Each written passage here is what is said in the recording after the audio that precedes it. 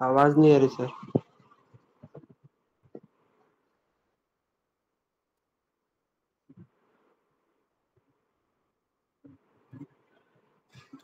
हाँ अच्छा, ये माइक का बैटरी डाउन हो गया।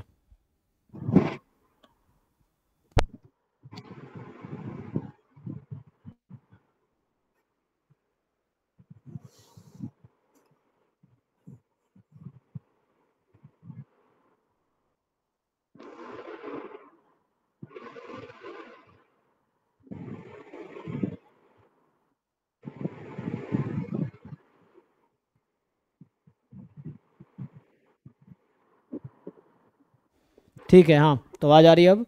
बताइए, तो जो यस डाउट सर। ग्रुप में भेजा आप लोगों ने ट्राई करते हैं। सर पर्सनल बिल्ड आपको।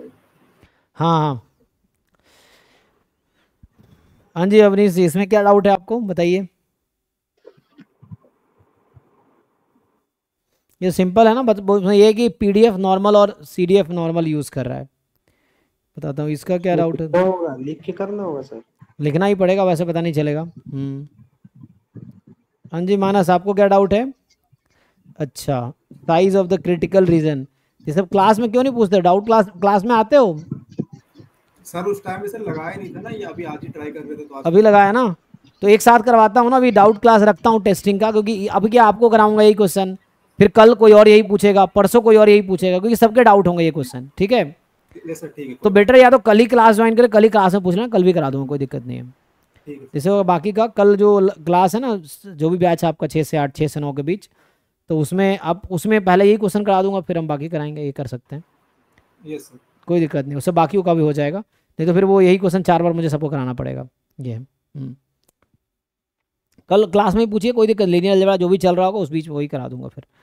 नहीं तो अलग से डाउट अभी रखूंगा, एस्टिमेशन एंड टेस्टिंग का असाइनमेंट डिस्कशन नहीं हुआ, अभी होगा वो, तो वो आप ट्राई करके आप लोग आएंगे, फिर एक साथ डाउट डिस्कस करेंगे। ये देखिए भाई, आपका जो डाउट है इसमें लिख के ही करना पड़ेगा आपको, एक्सपेक्टेशन निकालने पड़ेंगे, प्रोबेबिलिटी निकालने पड़ेंगे। Probability more than equal to 0 तो निकाल सकते हैं ना, तो मैं क्या निकालूं, एक्सपेक्टेशन निकालूं, प्रोबेबिलिटी।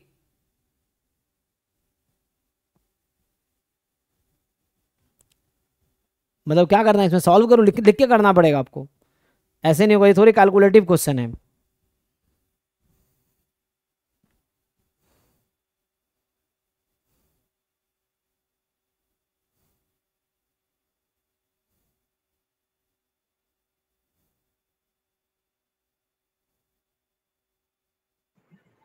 बहुत लेंदी हो जाएगा फिर। हाँ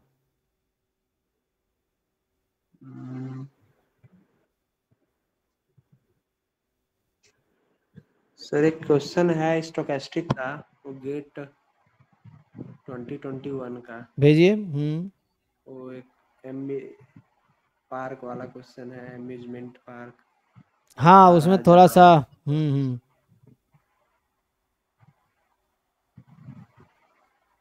तो क्या सर वो डेथ, बर्थ एंड डेथ का प्रॉब्लम है क्या? हाँ बर्थ प्रोसेस का ही है, लेकिन उसमें थोड़ा सा अजीब अप्रोच लगता है। हाँ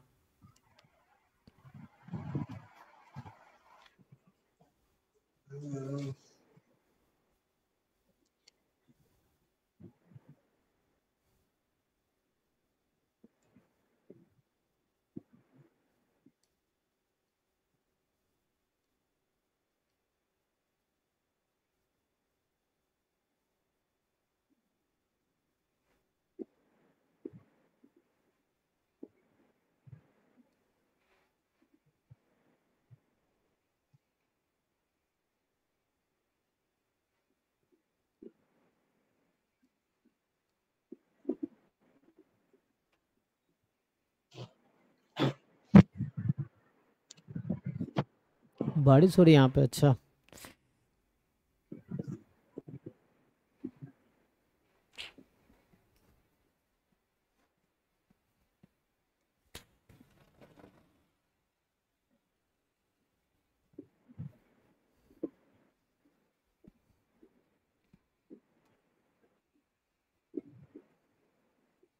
बताइए भी क्या बताना, कुछ बताना है या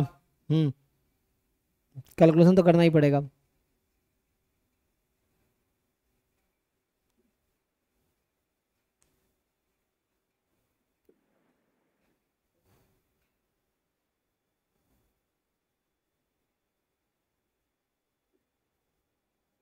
तो सीडीएफ क्या होता है सर उसमें, नॉर्मल के केस में तो उसका क्लोज फॉर्म नहीं आएगा, एरर। कैसे होगा ये?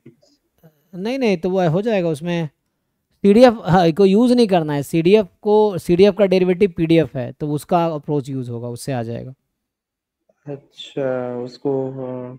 सीडीएफ का डेरिवेटिव पीडीएफ, कैपिटल फाई का डेरिवेटिव स्मॉल फाई है ना, तो उससे आ जाएगा। हम्म, तो उसमें आपको फाइव टी मान के।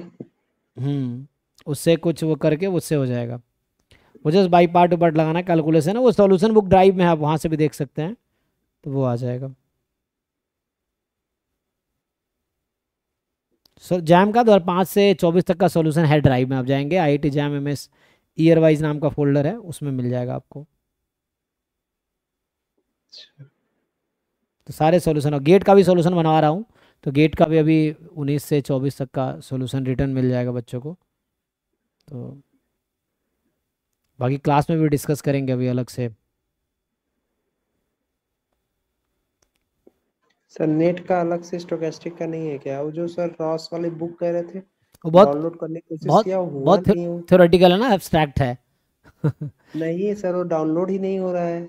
वो डाउनलोड क्यों बार नहीं बार होगा? पता नहीं क्या जीमेल मांग रहा है, फिर इधर उधर। नहीं नहीं, वो गलत नहीं हो वेबसाइट से कर रहे होंगे, ऐसा हो जाएगा। वो बहुत थ्योरेटिकल बुक है, जैसे आपको प्रोबेबिलिटी एंड मेजर भेजा था बिलिंग्सली का, कैसे थ्योरेटिकल है, तो ये सब बहुत उस लेवल की बुक है ना, एक एमएससी के बाद वाले लेवल की बुक है, तो ये सब बहुत थ्योरेटिकल बुक्स हैं एक्चुअली।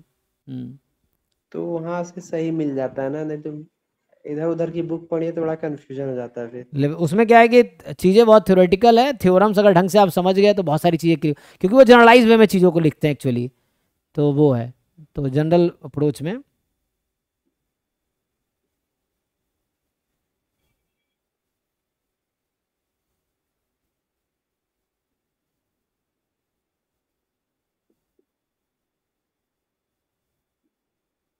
सर एक लीनियर अलजेब्रा का क्वेश्चन कुछ भेजा हुआ है। बताइए इसमें क्या पूछना है।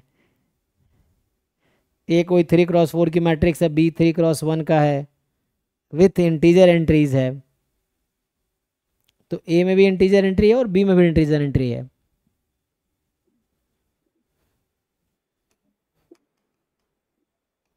ए जो आपका है ये 3x4 है, और बी ऑब्वियसली 3x1 है, तो और सिस्टम है A X is equal to B.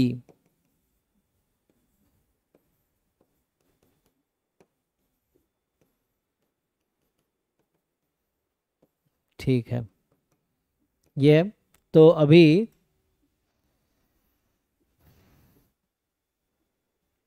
suppose ax b has a complex solution, suppose that system ax is equal to b has a complex solution, मतलब क्या कॉम्प्लेक्स नंबर सॉल्यूशन है, Yes.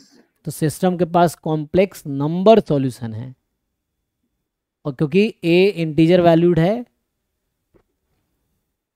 b भी integer valued है, तो complex linear equation को solve करने में complex roots कैसे आएगा, कोई ऐसा लीनियर इक्वेशन है जिसको सॉल्व करेंगे तो कॉम्प्लेक्स आ जाएगा,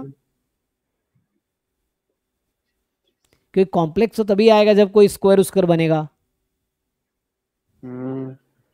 लेकिन लीनियर इक्वेशन सॉल्व करने में कॉम्प्लेक्स रूट कैसे आएगा।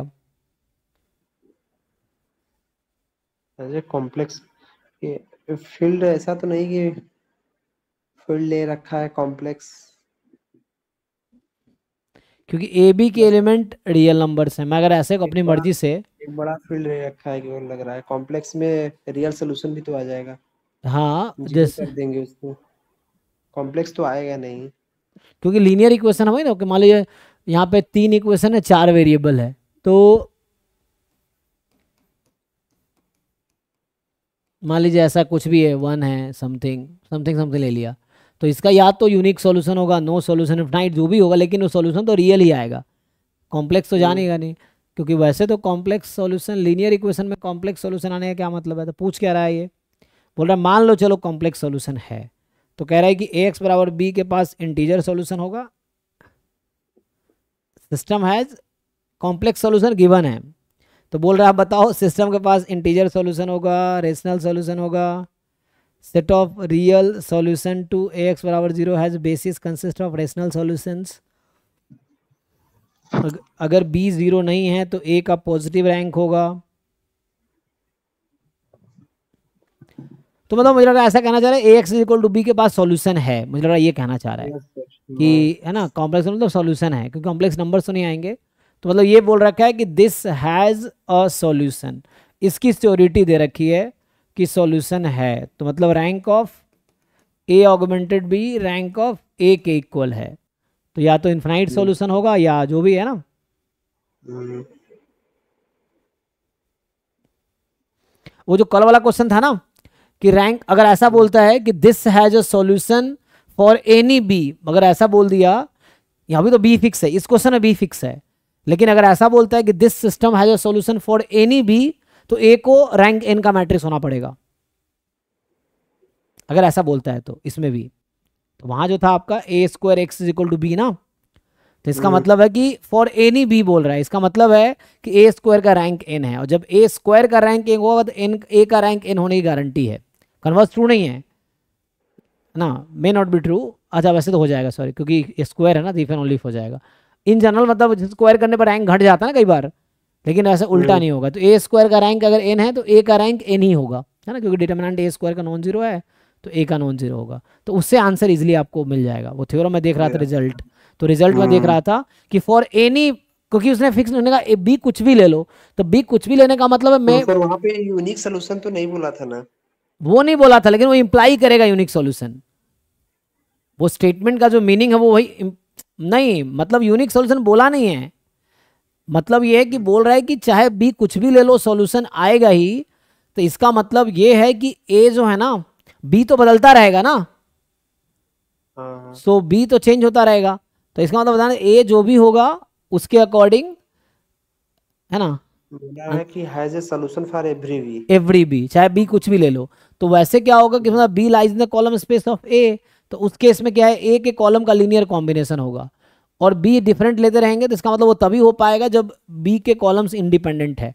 तो हमेशा आर एन को स्पैन करेगा, क्योंकि आर एन का मेंबर है ना, ये आर एन का मेंबर है, और आर एन का हर वेक्टर किसी का लीनियर कॉम्बिनेशन होगा। तो ये तभी जरूरी है कि जब उसके बेसिस में एन एलिमेंट हो, क्योंकि B spanned by the column of A, और आर एन का हर मेंबर स्पैन करेगा ए का कॉलम। ऐसा कब हो सकता है, जब सारे कॉलम इंडिपेंडेंट होंगे, तभी तो स्पैन कर पाएगा। ये चीज़ है। ये नहीं पढ़ा अभी वेक्टर स्पेस। हाँ उसमें स्पैनिंग है ना, स्पैनिंग होता है कि this is B is the column space of A, तो स्पैन जो बी करेगा। वेक्टर है, ए बी वेक्टर है, इसका जो है m क्रॉस 1 का होगा। हाँ एन आर एन का मेंबर है ना ये। तो आर एन का मेंबर कैसे हुआ सर? अरे भाई इसमें कितने मेंबर है, कितने एलिमेंट है इसमें? m एलिमेंट होंगे ना।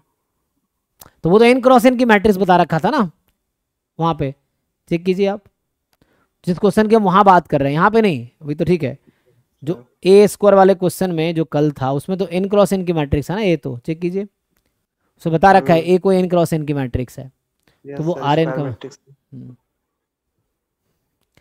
ठीक है, एनीवे इसका सॉल्यूशन है, तो ए एक्स के पास इंटीजर सॉल्यूशन होगा, रेशनल सॉल्यूशन होगा। हाँ तो रेशनल होगा तो इंटीजर होगा तो रेशनल भी सही हो जाएगा। Set of real solution of this has a basis consisting of rational solutions. तो इंटीजर भी रैशनल नंबर होता है, लेकिन रैशनल में थोड़ी ज़्यादा पॉसिबिलिटी है। बी अगर नॉन ज़ीरो है तो ए का रैंक पॉजिटिव होगा। तो सोचिए बी नॉन ज़ीरो है, लास्ट ऑप्शन से स्टार्ट करते हैं।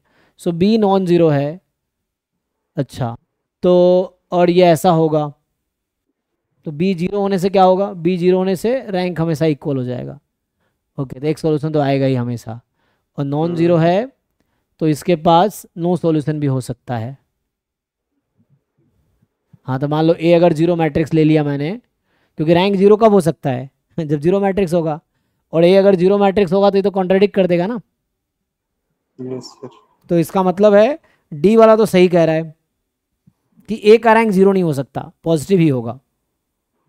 अगर बी यहाँ जीरो होता तो हो सकता था। हाँ बी अगर जीरो था जीरो, क्योंकि अगर मान लीजिए ए एक्स बराबर 0 है और ए का रैंक 0 हो गया, 0 मैट्रिक्स हो गया, तो ये 0 बराबर नॉन जीरो वैक्टर आ जाएगा। तो वो तो कॉन्ट्राडिक्शन आ गया, मतलब नॉट ट्रू। तो इसका मतलब है कि डी तो सही है कि अगर बी नॉन जीरो है तो ए का रैंक को 0 से ज़्यादा ही होना पड़ेगा, मतलब पॉजिटिव ही होना पड़ेगा। So rank of A has to be positive. अब बाकी की बात करनी होगी कि रियल सॉल्यूशन जो ए एक्स बराबर 0 का रियल सॉल्यूशन है, तो ये तो इसके पास यूनिक सॉल्यूशन या इन्फाइनाइटली मेनी सॉल्यूशन होगा। तो डिटर्मिनेंट ए अगर 0 है तो infinite solution, determinant a non zero तो यूनिक सॉल्यूशन। तो इसका जो बेसिस है, तो जो सॉल्यूशन स्पेस होगा उसको बोलते हैं नल स्पेस, है ना। और नल स्पेस जो होगा तो n माइनस कॉलम कितना है 4 minus row space, 4 minus rank, rank इसका जो भी होगा 4 माइनस उतना आएगा बेसिस का डायमेंशन। तो बोल रहा है बेसिस जो है कंसिस्टिंग ऑफ रेशनल सॉल्यूशंस, कि सारे सॉल्यूशन रेशनल ही होंगे।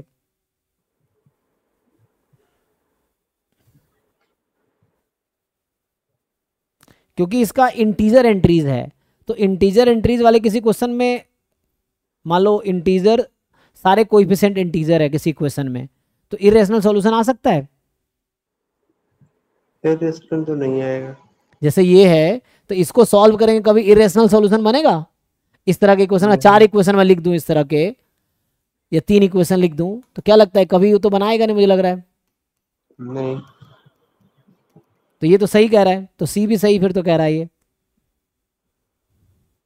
कि रेशनल ही होगा। जो भी होगा नल स्पेस जो भी आएगा, नल स्पेस के जो भी मेंबर्स होंगे उसमें रेशनल नंबर से आएंगे, इरेशनल कहाँ से आएगा? अच्छा, नल स्पेस क्या होता है?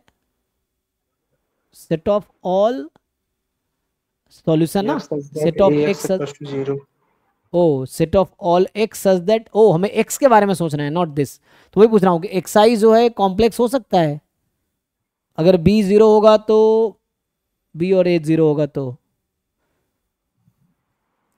अगर ए 0 मैट्रिक्स हो गया तब पॉसिबिलिटीज है ना। ए अगर 0 मैट्रिक्स हो गया तो क्या आ जाएगा सॉल्यूशन स्पेस, लेकिन इंटीजर एंट्रीज है पूरा। बोलो ए अगर 0 मैट्रिक्स है, सॉल्यूशन स्पेस क्या होगा आपका? A equals to, A is the 0 matrix, तो what is solution space of A X बराबर 0?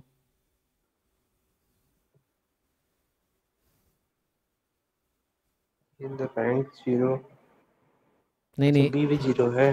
हाँ ए भी 0 है, बी भी 0 है, तो सॉल्यूशन क्या क्या ये होगा? सिस्टम बनाएगा? ये सिस्टम ही नहीं बनाएगा। क्यों नहीं बनाएगा? तो उसमें बोल रहा हूँ सॉल्यूशन आर एन हो जाएगा। कोई भी एक्स क्या है 3x3 ना, आर क्यू का कोई भी मेंबर सॉल्यूशन हो जाएगा। तो ये स्टेटमेंट गलत हो जाएगा 0 मैट्रिक्स के लिए। इसने कहा तो है नहीं कि 0 मैट्रिक्स नहीं हो सकता, ऐसा कहा है? परिमल सर ने बोला था कि rank of A should be greater than 0, मतलब ए अगर 0 हो गया तो कोई सिस्टम ही नहीं बनाएगा। ए का नहीं, रैंक कुछ ना कुछ होना ही चाहिए। ऐसे कोई मतलब जरूरी। ये अगर 0 ले लिए तो 0 इक्वल्स टू 0 ही हो गया। हाँ एग्जैक्टली, तो 0 इज इक्वल टू 0 के पास कितने सॉल्यूशन है? ये कोई सिस्टम नहीं हुआ ना। नहीं नहीं, आप गलत समझ रहे हैं। 0x is equal to 0 has infinite solution, infinitely many solution. अगर ये सिस्टम है, जनरली हम बात करते हैं उसके लिए। एक्स का कुछ भी वैल्यू रखेंगे तो सेटिस्फाइड करेगा। हाँ वही बोलते हैं, इसके पास आर एन एक्स कुछ भी ले लो तो पूरा स्पेस सॉल्यूशन है। अगर एक्स 3x1 की है, यहाँ पे जैसे 4x1 की है, तो अगर 0x बराबर 0 के पास x बिलोंग्स, अभी यही तो पूछ रहा हूँ था आपसे मैं कि इसका सॉल्यूशन स्पेस क्या होगा, पूरा R4 सॉल्यूशन स्पेस है, तो डायमेंशन ऑफ सॉल्यूशन स्पेस इस केस में 4 आएगा। रैंक 0 हो गया ना, तो जब ए का रैंक 0 हो गया तो नलिटी 4 हो गई, नलिटी 4 हो गई। तो नलिटी तो नल स्पेस का डायमेंशन है, तो ये नल स्पेस ही तो है ए का। तो 0 मैट्रिक्स के लिए ये ऑप्शन गलत हो गया, C option. And A X is equal to B has a rational solution, तो रैशनल सॉल्यूशन तो होगा, ये सही लग रहा है ना। ए गलत लग रहा है मुझे, जरूरी नहीं इंटीजर सॉल्यूशन आएगा, है ना। तो करेक्ट दिया है। हाँ, सी ऑप्शन में करेक्ट दिया है। The set of real solution to A X बराबर 0 has a basis consist of rational solutions. तो इसका मतलब ये भी नॉन जीरो मान के चल रहा है, इसका मतलब फिर तो ये को 0 नहीं ले सकते। परिमल सर ने तो यही बताया था। हाँ मतलब अच्छा ओके ओके, ए को अगर 0 ले लेंगे आप शुरू में, तो ए एक्स बराबर बी के पास फिर सॉल्यूशन होगा ही नहीं। तो ये इसलिए नहीं ले सकते, इसकी वजह से नहीं ले सकते हम। ये स्टेटमेंट गिवन है ना, इस वजह से ए को जीरो नहीं, वैसे जीरो, सॉल्यूशन जो दिया है। हाँ वैसे जीरो हो सकता है, लेकिन ए में जीरो नहीं ले सकता। इसकी ये बता रहा है कि A matrix can not be zero matrix. क्यों, ये ना जीरो मैट्रिक्स ले सकता हूं मैं, लेकिन यहां पे नहीं ले सकता, क्योंकि अगर यहां पे हम जीरो ले, जीरो इंटू एक्स बराबर बी, तो जीरो इंटू, और बी तो कोई जरूरी नहीं zero vector, non zero vector भी हो सकता है, तो जीरो बराबर नॉन जीरो तो कॉन्ट्रडिक्शन आ जाएगा। तो इसीलिए तो ऑप्शन सी तब फॉल्स होगा जब ए जीरो मैट्रिक्स होगा, लेकिन इस ये कंडीशन इंप्लाई कर रहा है कि A can not be zero matrix यहां से। तो इसका मतलब है फर्स्ट ऑप्शन रॉन्ग होगा सर। हाँ, मे बी ट्रू हो सकता है फर्स्ट ऑप्शन में।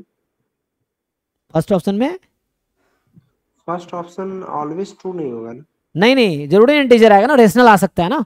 मान लो सॉल्यूशन ऐसा इक्वेशन आप बना लीजिए 2x 3y, तो सॉल्व करेंगे तो x हो सकता है 1/2 आ जाए, y 3/4 आ जाए, ऐसा सॉल्यूशन भी तो आ सकता है यहाँ। मे बी ऑप्शन देता तो सही हो जाता है।